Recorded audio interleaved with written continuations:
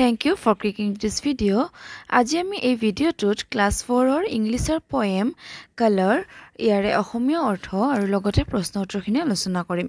গতিকে ভিডিওটো শেষলৈ চাই থাকিবা আৰু যদি প্ৰথমবাৰ চাইছা তেনেহলে প্লিজ সাবস্ক্ৰাইব কৰিবলৈ নাপাহৰিবা।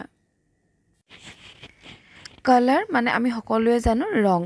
গতিকে এই পোয়েমটো পঢ়াৰ আগতে আমি পোয়েমটোৰ পোয়েট ক্ৰিষ্টিয়ানা ৰজেটিৰ বিষয়ে অকণমান চাই লওঁ। 1830 পৰা 1894 অৰ্থাৎ তেখেতৰ জন্ম হৈছিল 1830ত আৰু মৃত্যু হৈছিল 1894 চনত। Was an English poet who wrote a variety of romantic, devotional and children's poem.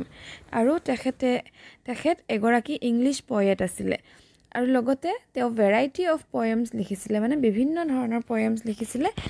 কি পোয়েমছ? ৰোমান্টিক পোয়েমছ, ডিভোশনেল পোয়েমছ মানে হৈছে আধ্যাত্মিক ধৰণৰ, এণ্ড চিলড্ৰেনছ পোয়েমছ আৰু সৰু ল'ৰা ছোৱালীৰ কাৰণে।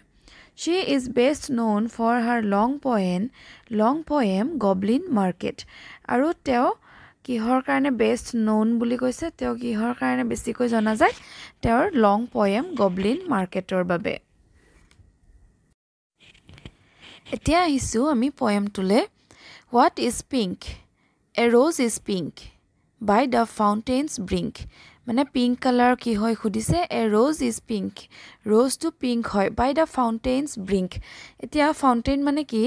এই যে আমি পুল বিলাকত থাকে মাজতে এটা উখকে ধুনিয়াকে শেপ এটা বনাই থৈ দিয়ে আৰু তাৰ পৰা পানীবোৰ ওলাই থাকে ন, হেতুক ওয়াটাৰ ফাউন্টেইন বুলি কয়। সো হেতুৰ কথা কৈছে by the fountain's brink. ব্ৰিংক মানে ফাউন্টেইনটোৰ তলত যেটো স্লোপৰ নিচিনা জায়গা থাকে যত হেতু বহাই থৈ দিয়া হয় হেতুকে ব্ৰিংক বুলি কয়। সো ৰ'জটো কি বুলি কৈছে? by the fountain's brinkৰ নিচিনা পিংক হয়। What is red?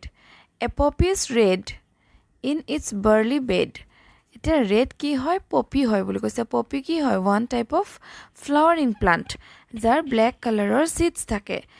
in its burly bed মানে বাৰ্লিৰ খেতিৰ মাজত হয়।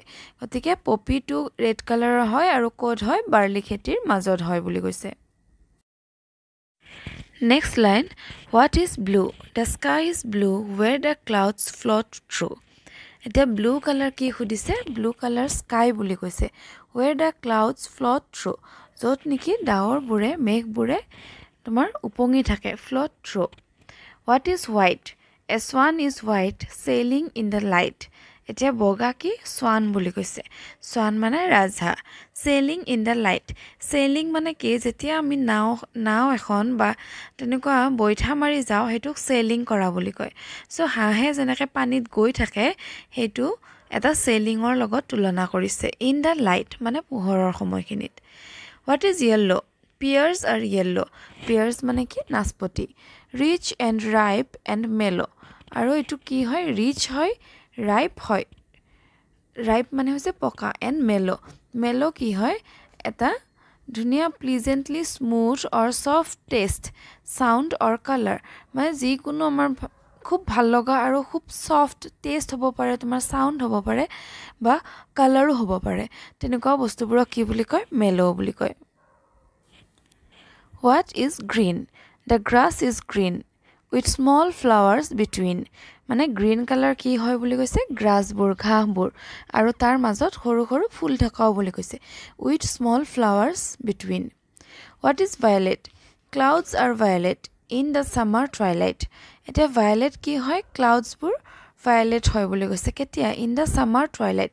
twilight মানে কি? যেতিয়া এটা মানে সফট বা গ্লোয়িং লাইট এটা আকাশত পৰা দেখা যায়, যেতিয়া সানটো হৰিজনৰ তলত থাকে মানে তাৰ তলৰ লেভেলত থাকে, তেতিয়া আকাশখন অকমান ভায়োলেট কালাৰ নিচিনা দেখা পোৱা যায়, হেতুকে টুৱাইলাইট বুলি কৈছে।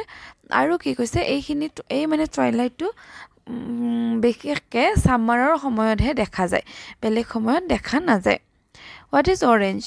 Why an orange? Just an orange. এতিয়া orange কি হয় খুদিছে?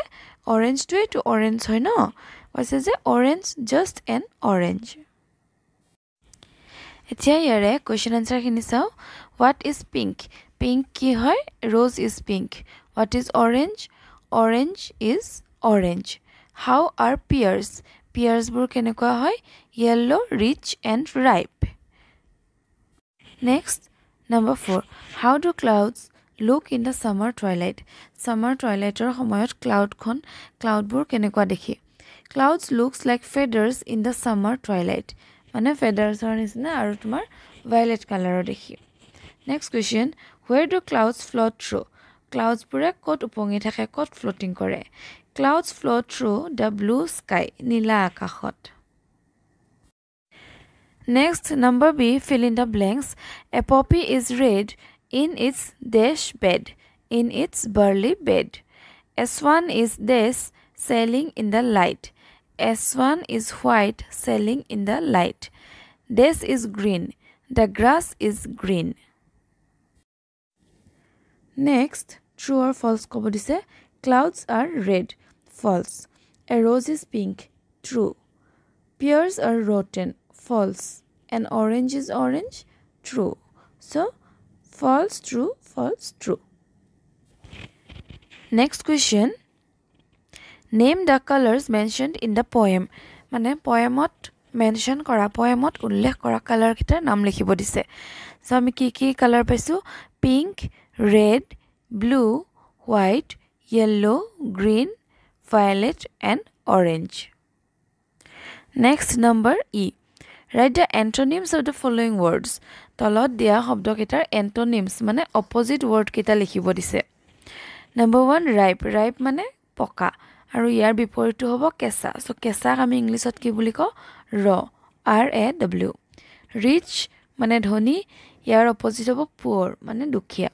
Small, big, light, dark, float, sink. Float মানে হৈছে উপঙি থকা, sink মানে ডুবি যোৱা. F number 2 আমাক season কেইটাৰ নাম লিখিব দিছে. Season কেইটা mainly আমাৰ season 4টা হয়. Spring, summer, autumn আৰু winter.